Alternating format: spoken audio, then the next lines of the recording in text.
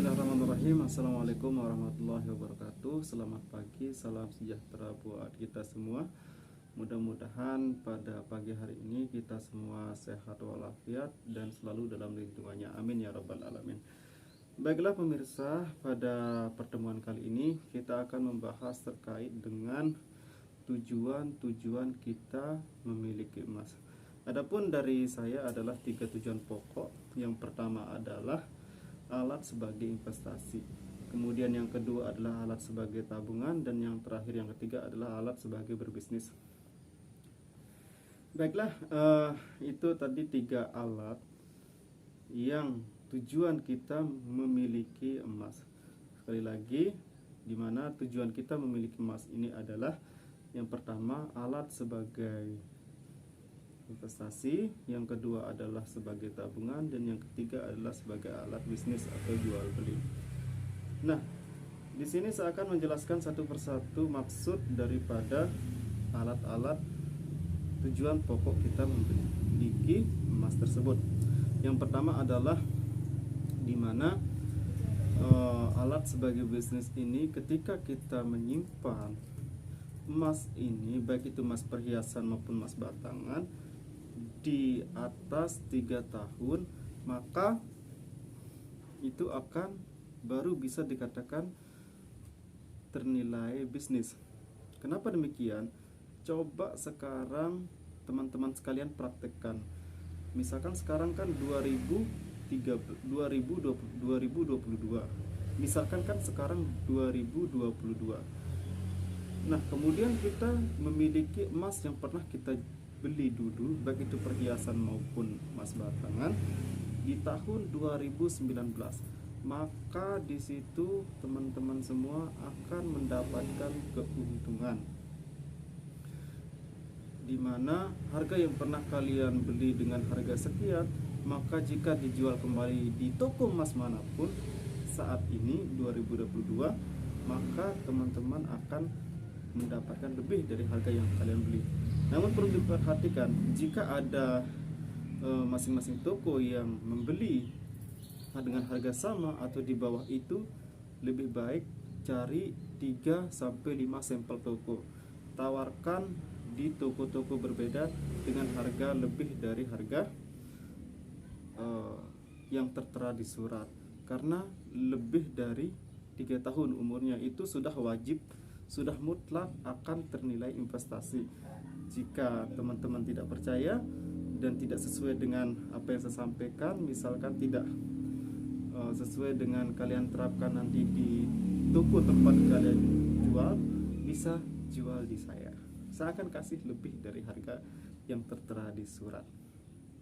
Nah, kemudian yang kedua adalah sebagai alat tabungan, di mana tujuan ini untuk menyimpan uang. Yang kadang-kadang kan kita punya uang banyak, kita berpikir banyak rencana, dimana nanti perencanaan-perencanaan yang kita khawatirkan itu adalah perencanaan yang tidak tepat, tidak sesuai dengan apa yang kita butuhkan.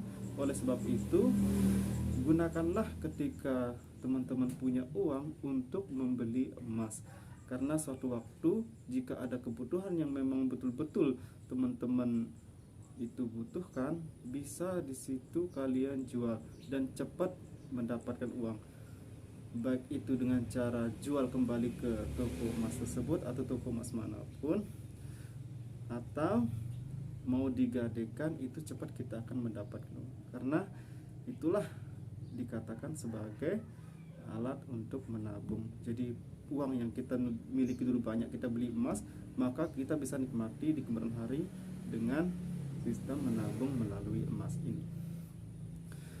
Nah, kemudian yang ketiga adalah sebagai alat bisnis jual beli.